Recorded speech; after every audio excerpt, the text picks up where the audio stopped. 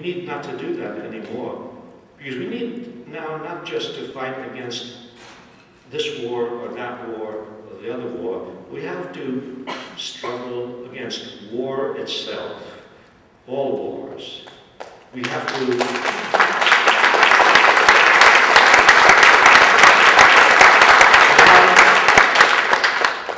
I came to this conclusion after being in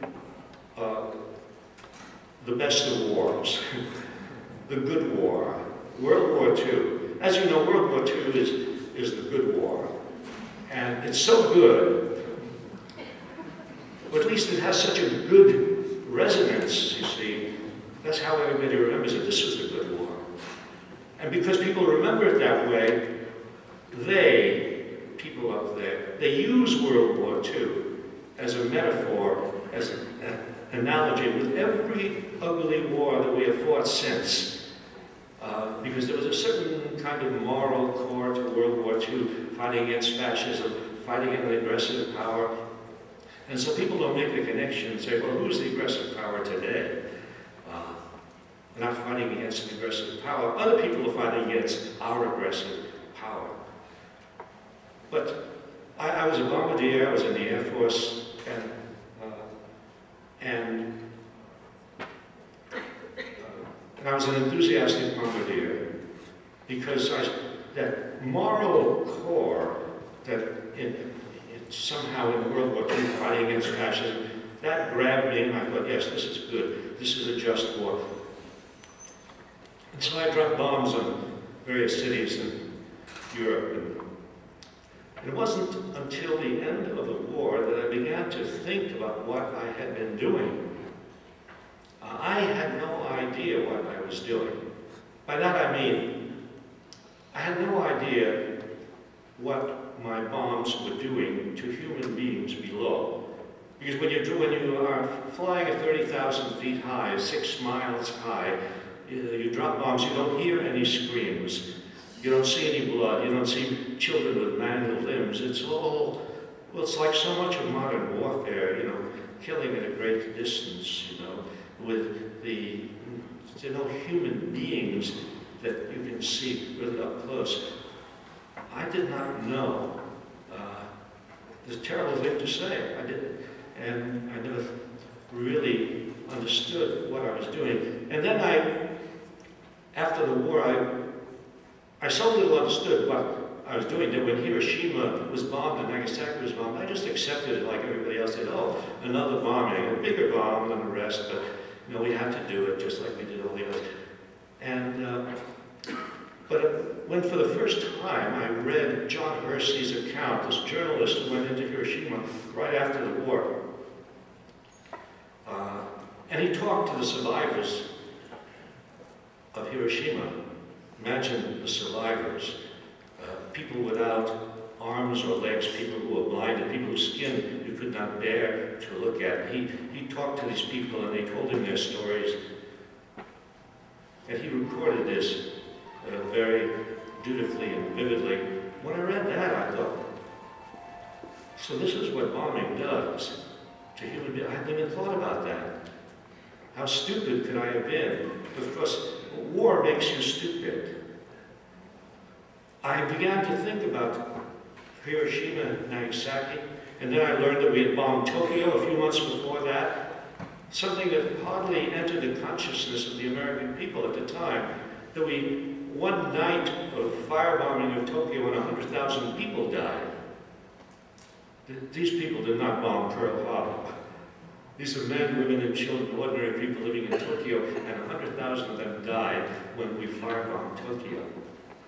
And then I thought about, yes, the bombing missions over Europe, and I thought about bombing missions I'd flown.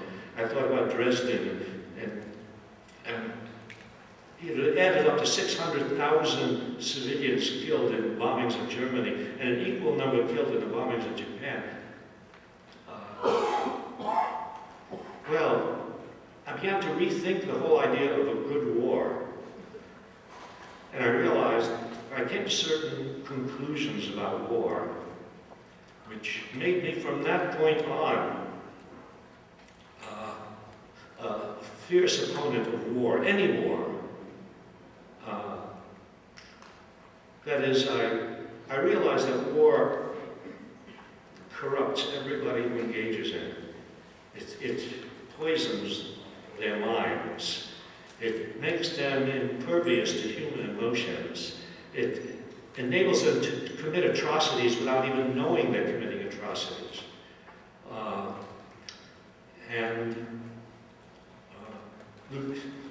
It's no longer the good guys and the bad guys, because you start a war, and well, they're the bad guys and we're the good guys. There's Hitler and there's us. But after a while, the good guys begin acting like the bad guys. They begin doing the same things, until by the end of the war, they're indistinguishable from one another in the atrocities they commit. So I thought about that. I thought about the fact that when you make war against a tyrant, and we're always making war against tyrants, it makes it easier to accept, oh, we're making war against Saddam Hussein, we made war against Hitler. When you make war against a tyrant, the people who you kill are the victims of the tyrant. The people who have been victimized by Hitler die in those raids over Germany. The people in Iraq who have been victimized by Saddam Hussein, they die under our bombs. I thought about something else. I thought about the fact that when you go to war,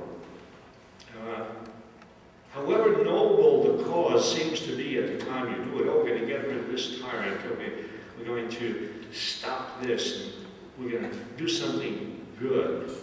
The fact is that you never know the result of a war, even if you militarily win. In fact, especially if you militarily win, because if you militarily win, that's what you think about. Oh, we won.